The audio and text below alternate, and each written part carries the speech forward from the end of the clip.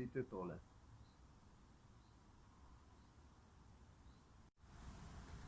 Aloha! Danes vam bom pokazal eno zadevo, ki kombinira dva gibanja, ki ga moderni človek izvaja bistveno premalo, in sicer nizek počep in dvigovanje roke nad glavo. In boste videli, vaja izgleda sicer enostavna, pa to ni. Vzamete eno takšno palico, jo primete v širini, ki vam bo potem kasneje prav, počepnete in naredite tole. Še enkrat. Vdih gor, izdih dol.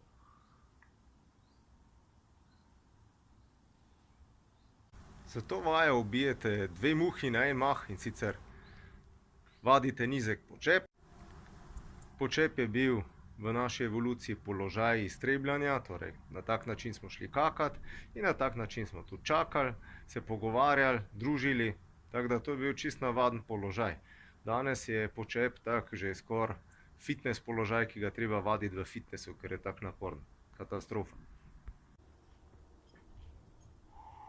Z vajo, ki jo počnemo pa istočasno z rokami, pa pridobivamo nazaj na tisti gibljivosti, ki jo dnevno izgubljamo, ko sedimo ves čas za računalnikom ali pa v avtu in še kje. Tako da, toplo priporočam to vajo.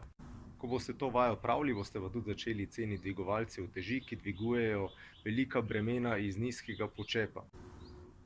Sem slišal, da bosta Sandi in Barbara Donaj posnela en video, kako se naredi nizek počep z malo večjimi bremeni.